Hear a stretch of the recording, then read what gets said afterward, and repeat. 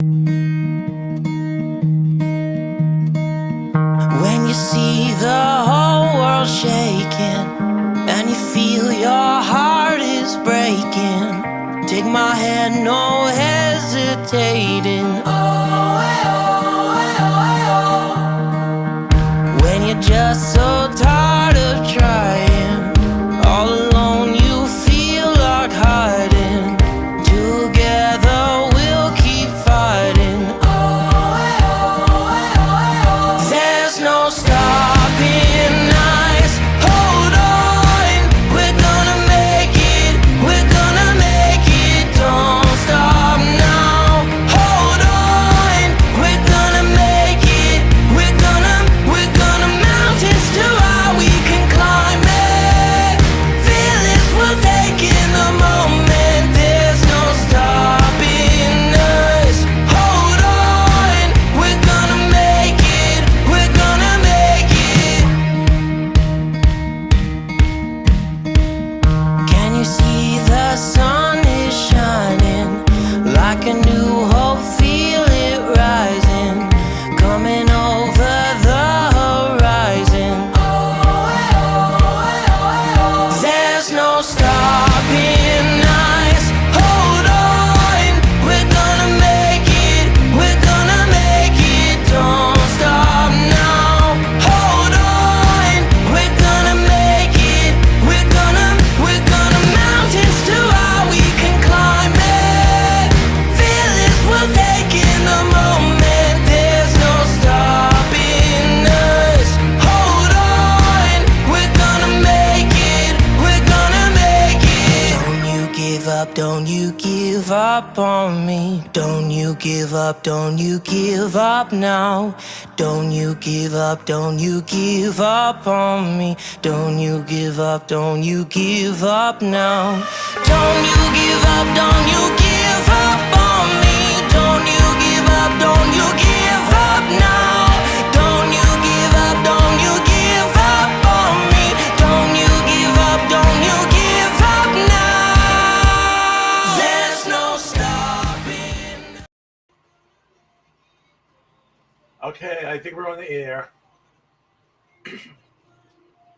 I'm checking my blog and I'm also checking Facebook. I just want to make sure. Oh, I got to move my microphone closer.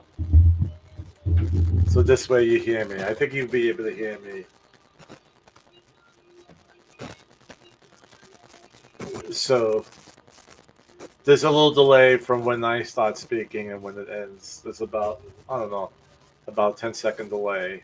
I just want to make sure everything is good. But actually, I think I'm live here.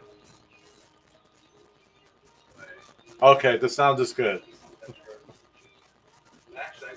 When you're one-man operation, you got to do a lot of different things. So I think I'm going to actually close it out over here.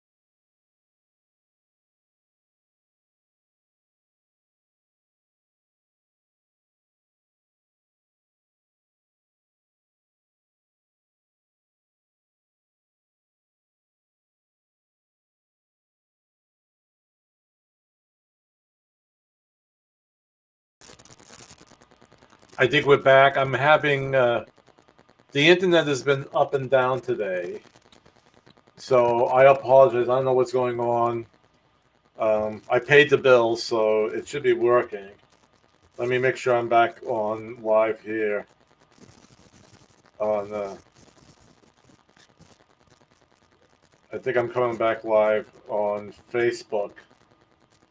So I apologize. It's technical difficulties. I think we're back. Yeah. Okay. All right. The internet has been up and down today. Sorry about that, but it looks like if it goes out again, I'll rebroadcast this maybe tomorrow around this time. But I apologize. I'll keep on going. I think I'm live back on Facebook again. All right, but the internet has been acting very weird today. It actually started yesterday, and there might be some construction going in the area, and it's getting disrupted. But I'll keep on going. One thing I wanted to do is show you. I have here, and I put this already. Let me hide this my caption for a second. Over here, I have and I'm just gonna, because I'm afraid I'm gonna really knock it down. But you see that it's the NWA championship belt. It's a copy that was given to Ric Flair. So why do I have that there? Last week I went to do a listing presentation, more of a consultation on what has to be repaired on the house that my people want to list. And actually, he bought the house from me in 2011. It was 10 years ago. And he was still stationed in Hawaii. So he bought the house from me sight unseen. And the reason why he trusted me because I took like a gazillion photos of it. And I videotaped and I walked through the house and I showed whatever I thought visually was bad. And then, of course, we had a home inspection. And we're going to talk about all of that today. A lot of this comes into play in today's discussion.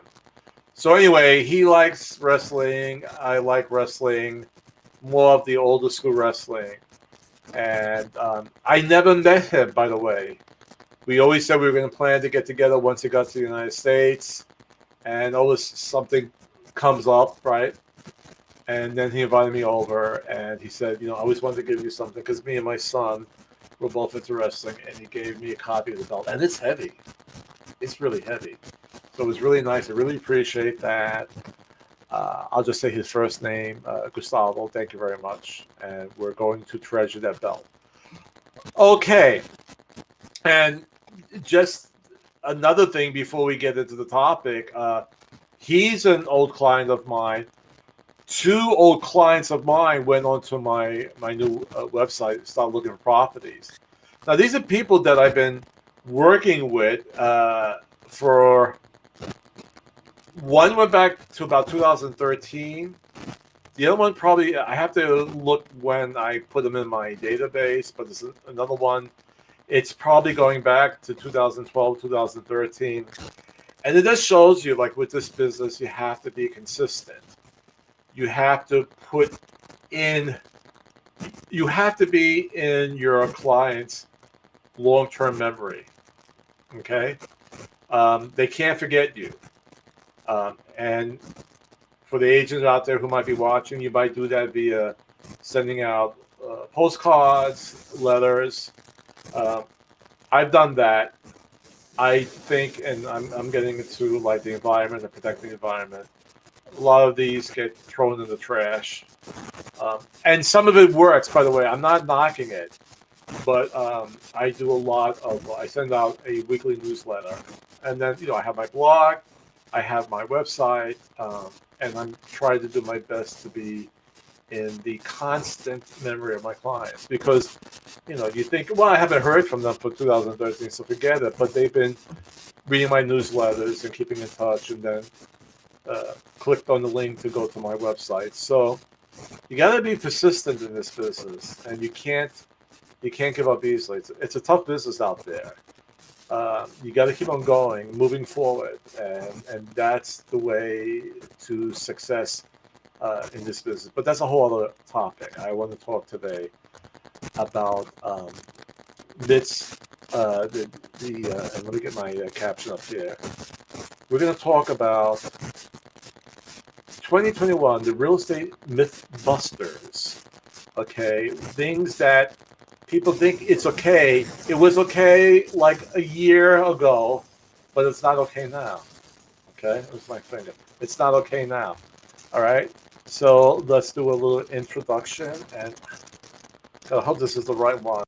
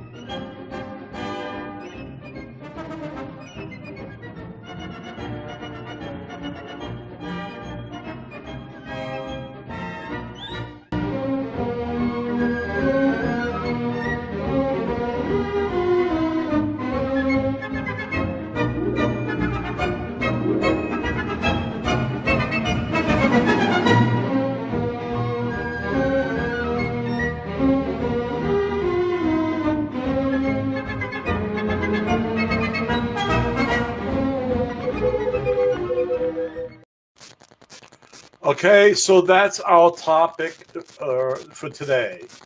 The 2021 Mythbusters, okay, of 2021. I had to reboot my system here, and I lost this graphic. Just hold on. Okay, it's up there. All right, let's get rid of this. Well, actually, let me put up my first caption.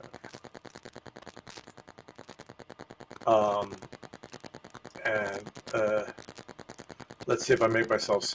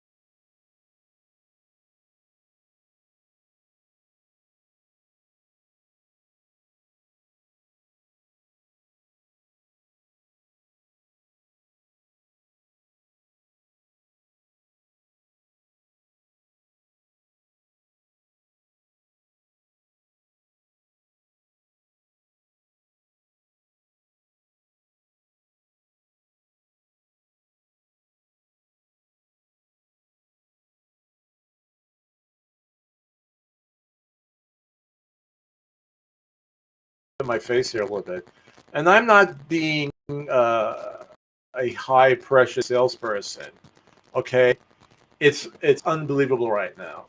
I had the one person I showed last week show about 8 properties, but he's actually an investor. He's looking to buy, and he's actually buying, you know, expensive properties from 400,000 to 500,000. And I told him, I said, you know, we gotta move fast on this.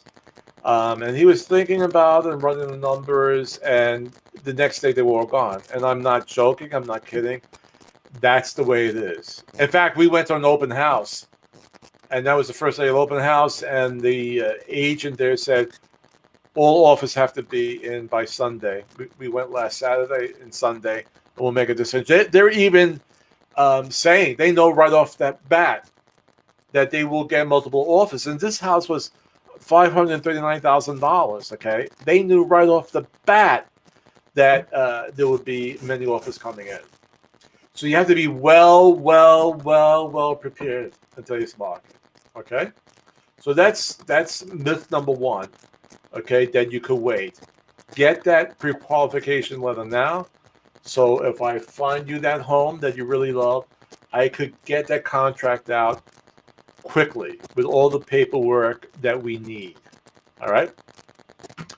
Okay, let's go on to the second one. Always start with your lowest offer.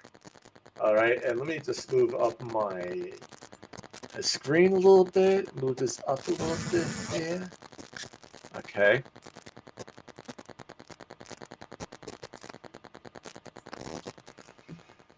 A year ago, and more than a year ago, you could have done that. You you have a house that's 250,000. We'll say, well, let's say they'll take 240,000, 235, whatever. I'm sorry. I really apologize. I mean, unless we see that house, you say it's not worth it. I say it's not worth it. They're asking for, I mean, but the majority of the times, that house will go for that price, and it may even go for a higher price. In other words, people are making offers above the asking price. So you can't lowball it now, okay? You can't say, oh, let me see if I could save $5,000. Let me see, I could save $10,000. No, I'm sorry, you can't do that. Because there will be multiple offers, and some people will bid higher. And even if, now pay attention to this very carefully, even if the house appraises lower, the buyer will make up that difference. So let's say the house is on the market for $250. You get it. There are multiple offers. You bid $260. The house appraises for $250, but the buyers are coming in with the extra money. Okay, it's happening in Virginia. It's happening up north with my friend who's a realtor in New Jersey. It's happening all over the country. The listing agent at this house made a very good point last Saturday. There was another couple there seeing the house and said, why is this happening now? Well, when people were home for a whole year, quarantine, they actually saved money, right? They weren't going out to restaurants and eating and going to plays and shows and expensive dinners and traveling.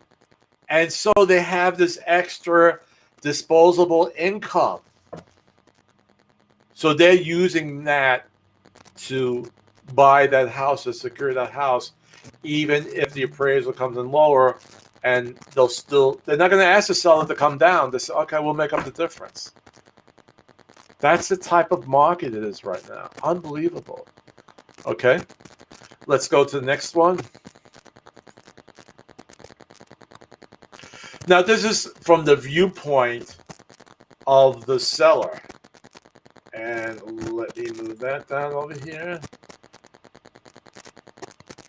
And that was actually from a newsletter that I sent out a couple weeks ago. And that you should price your house if you're the seller, as if you are entering an auction. Okay, so don't overprice it. Let's say you say, for instance, okay, my realtor, which hopefully is me, did a comparative market analysis and said I should, put around 250, 245, 250. But since the market is crazy, I'll go 260, I go 2,000. No, you don't have to do that, because what's going to happen is that the 250,000 will be like an auction reserve price. In other words, when a seller puts a house in auction, they say, I want at least this, okay? And then buyers will go and actually bid above that. So put it at market value so it reaches out to those people who are looking up to 250,000, all right? And if it's a competitive market, they say, all right, if I have to throw in an extra 5,000, 10,000, I'll do it. But price it fairly. Don't go crazy, and because most likely you will get a higher price anyway.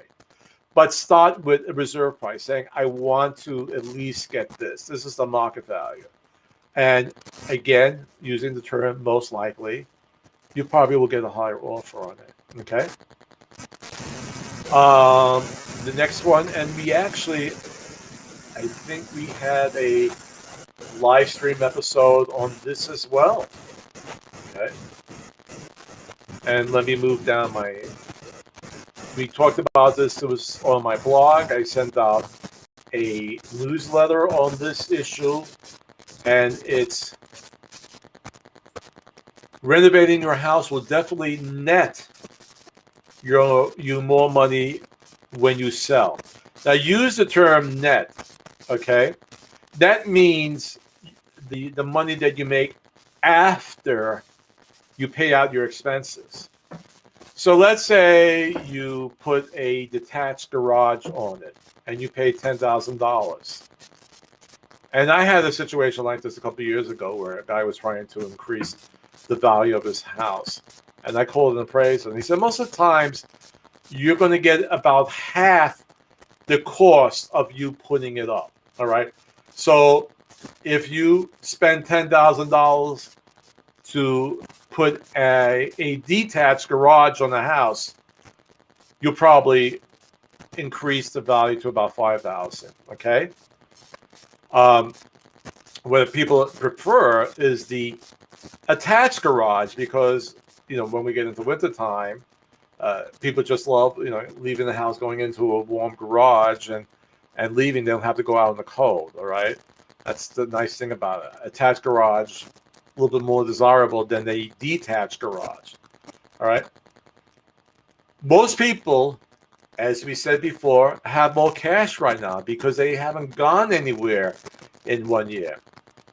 So unless there's really repairs that are needed on the house, I would do those. But for upgrades, renovations, I would just sell it as is. And the buyer, who actually has a little bit more cash now, would make those renovations, because you're most likely not going to get a dollar per dollar amount in return. Okay, so you really don't have to do the renovations unless you have to fix something that a home inspector will say, well, that's bad. If there's a big hole in the roof, get that repaired. Okay, if your heat pump is on the blink, get that repaired or give them a home warranty. Okay, but actually, redoing the kitchen, redoing the bathroom vanity, right now in today's market, you really don't need to do that, because you're not always going to recoup that expense of putting that new vanity in the bathroom with your sales price. You may not. The point is that you don't have to right now to sell your house. You just have to make sure that it's in good working order. Which, okay.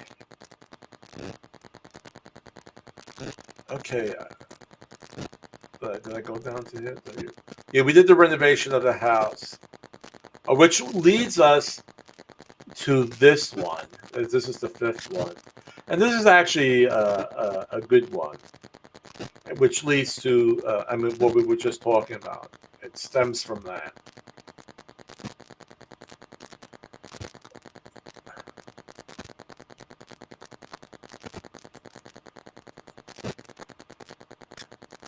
It's safe to skip the home inspection if the houses look good.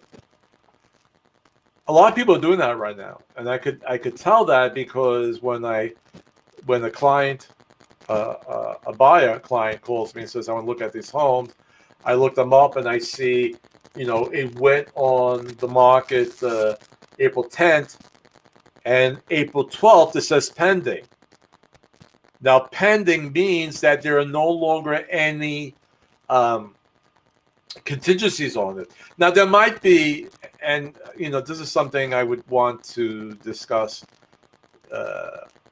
with realtor, because I see some listing agents put it to pending, but it's in a condo association and or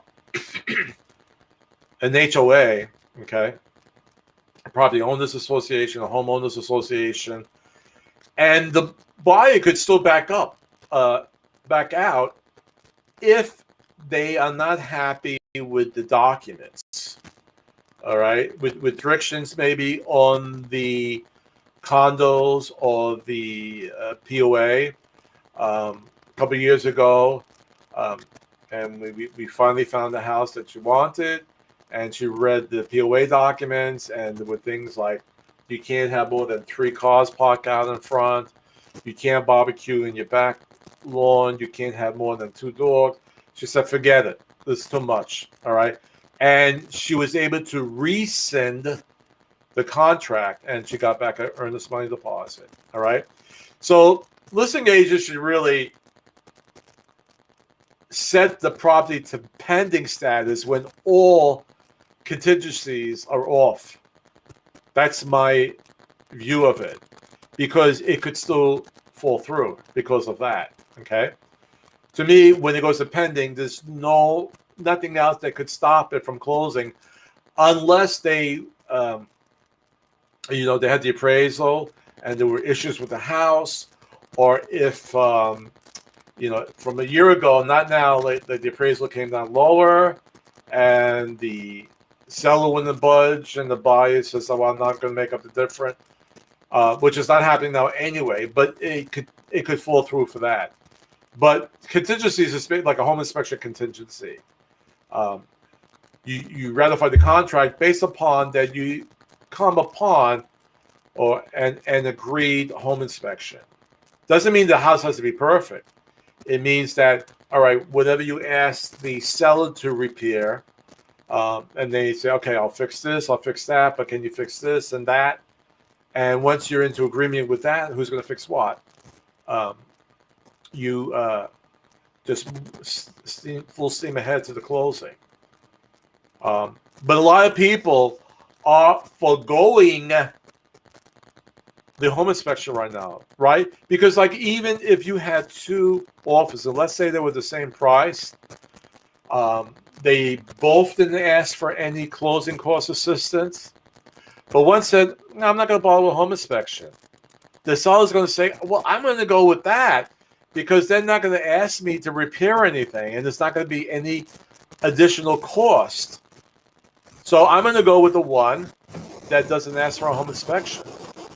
So buyers are winning the bids because of that, but I'm not recommending that. Even if there's a chance that you may lose the house, I wouldn't forego the home inspection.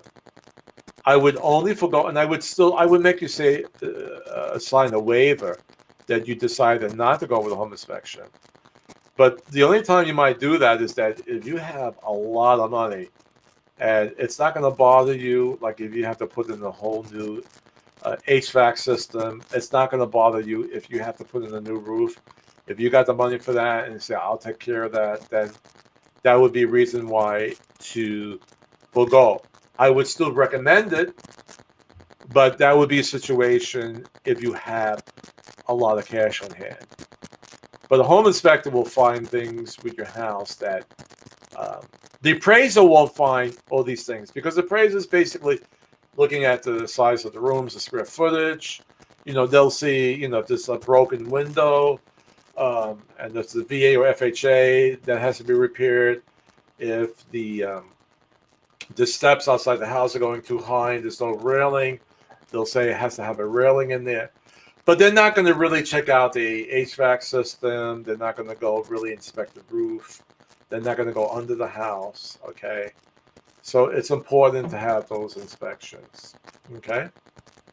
All right, that's what I want to take today. I wanted to just show this other little, it's under a minute, a little video about what we discussed last week with using your stimulus check and tax refund for your down payment. So let me show you that. We're going to close this out, and I'm nice and big, and then let's just show this.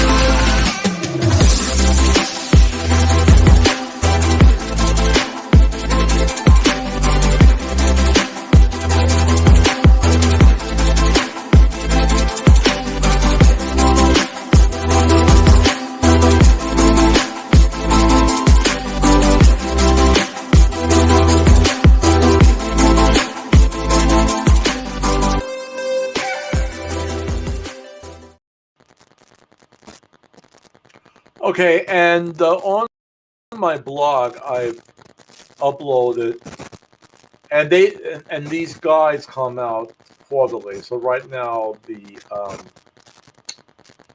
it's the spring buyer and seller guides, and here's on the bottom left of the screen. That's the URL for it. But basically, if you go to my blog, realestatewithmrg.blog, and you'll see there in the menu, resource materials, you could actually use go there and click, and then download I think I have all there. There's the selling your house guide for this spring, and the things to consider when you buy your home, okay? So you could go to my blog and download those, and there's no cost to you, okay? They're free. I'm doing that nice for you, okay? And I'm hearing from my producer, Leonard, that we have a special guest in the audience. Let me see what he's saying. What's that, Leonard? Chris, great news. We have a famous celebrity in the audience. He was the lead character of a children's puppet show on Italian television in the early 1960s. The character, created in 1958 by artist Maria Perego, debuted on Italian television in 1959 and has been customarily voiced by actor Giuseppe Peppino Mazzulla and later David Garbolino. Ladies and gentlemen, Mr. Topo Gigio.